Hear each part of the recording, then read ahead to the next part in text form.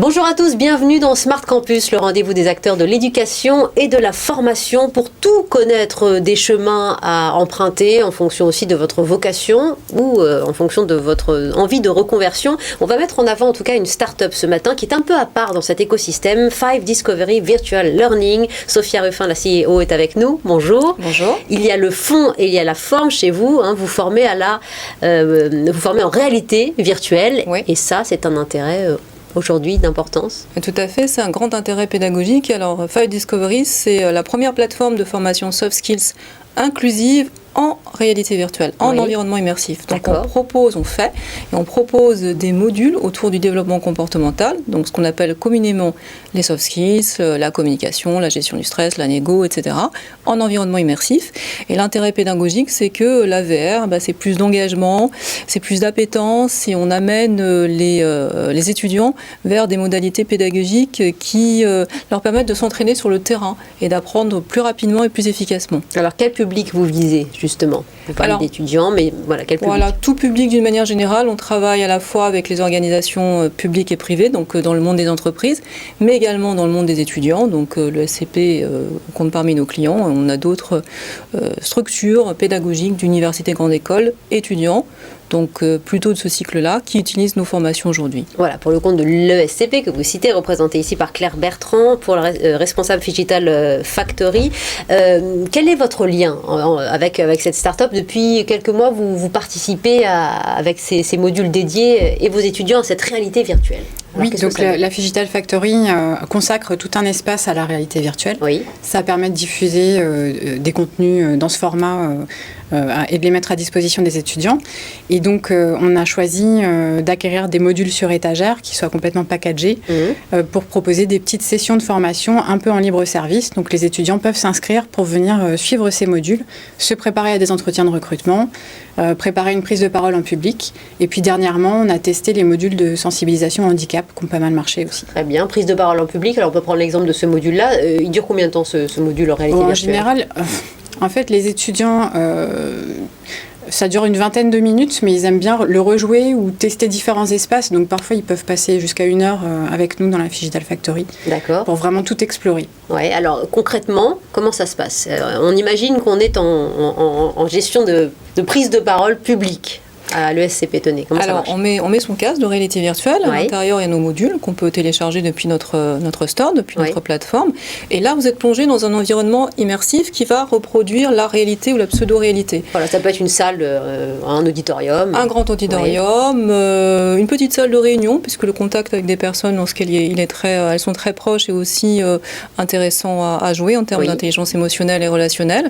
Un amphithéâtre, on a créé un théâtre antique pour porter la voix, pour l'éloquence. On a reproduit en fait un studio de télé également, en mode media training pour s'entraîner à communiquer de façon plus stratégique.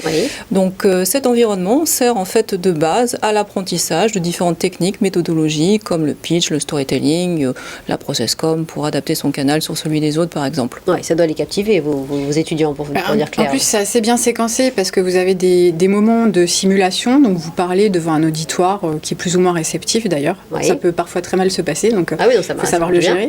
Et puis vous avez aussi des petites séquences avec des tutoriels pour donner des conseils aux gens, leur apprendre à gérer leur respiration, etc. Donc on ne s'ennuie pas en fait, c'est vraiment très complet. Ouais, comment vous élaborez ces modules justement à destination de publics ciblés de manière très, très, très précise?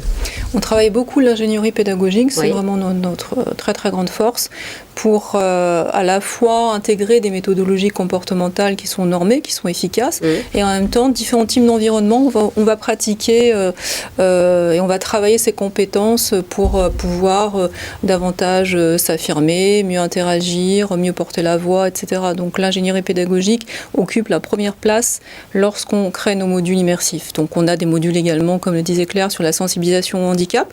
Donc là on a travaillé avec différents types d'expertise, les médecins du travail. Ils consistent en quoi ceux-là, ces modules? Ils font partie de notre grand programme axé sur la discrimination, au même titre que le harcèlement, discrimination d'origine, de genre, d'âge et de handicap. Toujours on nous met en situation? On nous met en situation. On a une première situation où l'on est face à un entretien d'embauche et on va essayer de repérer en tant que recruteur ces biais inconscients, ces jugements de valeur que l'on peut avoir par rapport à tel type de personne en face de nous, tel type de candidat.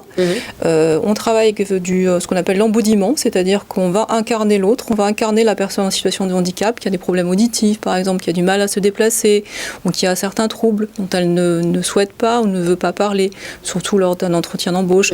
Et c'est donc au recruteur de comprendre qu'il peut potentiellement être influencé par certains biais ou préjugés pour adopter une démarche plus éthique. Donc premier recrutement, et puis ensuite on est placé dans différentes situations de la vie de l'organisation pour pouvoir s'intégrer plus facilement. Oui, c'est très précis, très humain, c'est pas un gadget.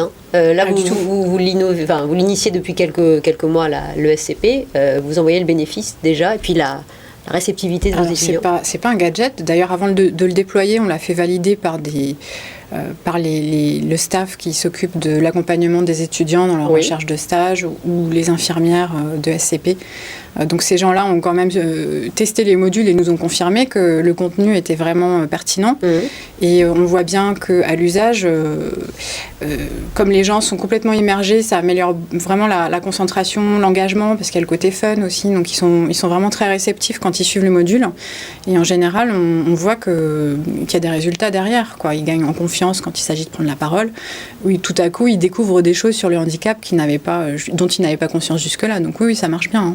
Merci d'avoir été l'ambassadrice de cette start-up aujourd'hui qui a 3 ans et qui s'installe, la start-up 5 Discovery Virtual Learning. Claire Bertrand pour le SCP, vous qui êtes responsable de Digital Factory. Merci Sophia Ruffin de nous avoir parlé, d'avoir conjugué vos expériences. L'un de vos slogans, c'est ludique, courte et efficace, la formation devient plaisir. Je crois que ça a été bien relayé. Merci beaucoup mesdames et à tout de suite dans Smart Campus.